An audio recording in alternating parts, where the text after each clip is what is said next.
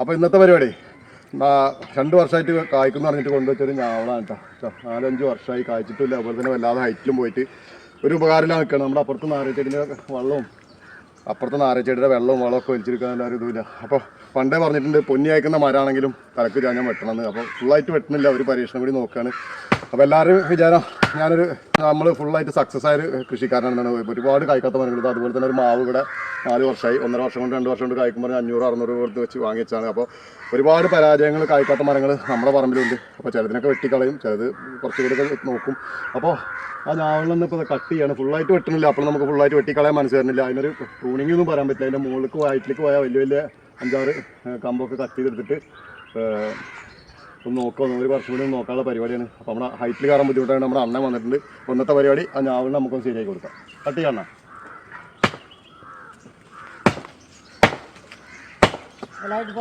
ആ അതിൻ്റെ പുറത്തന്നെ നമ്മുടെ നന്നായിട്ട് കായ്ക്കുന്ന ഒരു ഇതുണ്ട്. അപ്പോൾ ആ മരം കാരണം നമുക്ക് എന്തോ സംഭവിച്ചിരിക്കുന്നു വെച്ചാൽ അതിന് കാറ്റും വെളിച്ചും ഇതൊക്കെ കമ്മിയാവും. കാരണം ഇതിൽ നന്നായി കായ്ക്കേണ്ടതാണ്. അപ്പോൾ അതിൻ്റെ വെറുതെ നമ്മളൊരു മരം നിർത്തിയിട്ട് കാര്യമൊന്നുമില്ല. കുറച്ച് നമുക്ക് ഒരു പരമാവധി നോക്കിക്കഴിഞ്ഞിട്ട് കായ്ക്കാത്ത മരമാണ് കട്ട് ചെയ്ത് കളയാം. ഇത് നമുക്കിപ്പോൾ ഒരു 3 വർഷമായിട്ട് വെച്ചിട്ടുള്ള, കഴിഞ്ഞ വർഷം തന്നെ ഇതിൽ നന്നായിട്ട് മാങ്ങേൻ്റെ വീഡിയോ ചെയ്തിട്ടുണ്ടായിരുന്നു. മൂവാണ്ടമ്മാവാണ് 3 വർഷം വെച്ചിട്ടുള്ളൂ. അപ്പോൾ നമ്മൾ ഈ ഹൈബ്രിഡിൻ്റെ പുറകെ പോയിട്ടാണ് നമുക്ക് കൂടുതലും പരാജയങ്ങൾ പറ്റുന്നത്. നമ്മുടെ നാടൻ സാധനങ്ങൾ ഇപ്പോൾ വെക്കുകയാണെങ്കിൽ നന്നായിട്ട് കായ്ക്കണവും മറ്റൊക്കെ ഉണ്ട്. നമ്മളിതിൻ്റെ മൂവാണ്ടമ്മാവാണ്. ഈ വർഷം അതേ രീതിയിലാണ് പൂവിട്ടിട്ടുള്ളത്. അതുപോലെ തന്നെ അതിൻ്റെ ഒപ്പം തന്നെ വെച്ചതാണ് നേരത്തെ പറഞ്ഞ മാതിരി എന്തോ ഒരു പേരിൽ ചന്ദ്രക്കാരനോ നീലനോ എന്നൊക്കെ പറഞ്ഞിട്ട് കൊണ്ടുവച്ചാണ്. ഇതുവരെ പൂവിട്ടിട്ടില്ല, കായ്ച്ചിട്ടില്ല.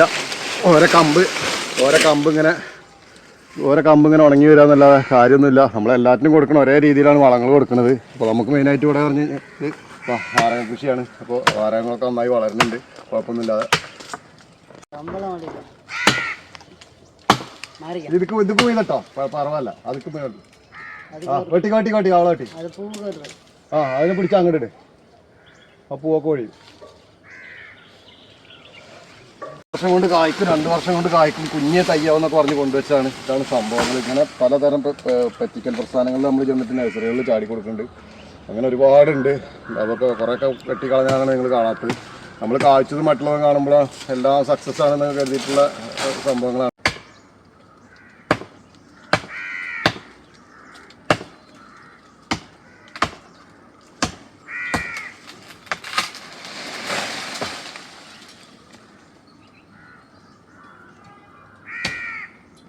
അണ്ണാ അന്ത സൈഡ് പോയില്ലേ, നാരങ്ങ മരത്തിന്റെ പോലെ പോയിട്ടില്ലേ?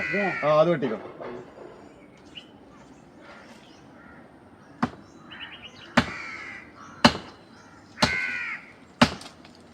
നമ്മൾ കുറേ കമ്പളും ഇതൊക്കെ ചില്ലയൊക്കെ ഇറക്കി 1 വർഷം കൂടി നോക്കിയൊക്കെ കായ്ക്കുന്നുണ്ടോന്നുള്ളത്. നേരത്തെ പറഞ്ഞ മാതിരി എന്തൊരു ഞാവലിൻ്റെ പേര് പറഞ്ഞിരുന്നു, ആ ഞാവലാണ്. അപ്പോൾ ഇതാ രീതിയിൽ നമ്മൾ ട്യൂണിംഗ് ഒന്നും പറയാൻ പറ്റില്ല, കട്ടിംഗ് ഒന്നും പറയാൻ പറ്റാത്തൊരു സംഭവം. ഞാനെല്ലാം ചെയ്യും. പോതും വാങ്ങി വാ.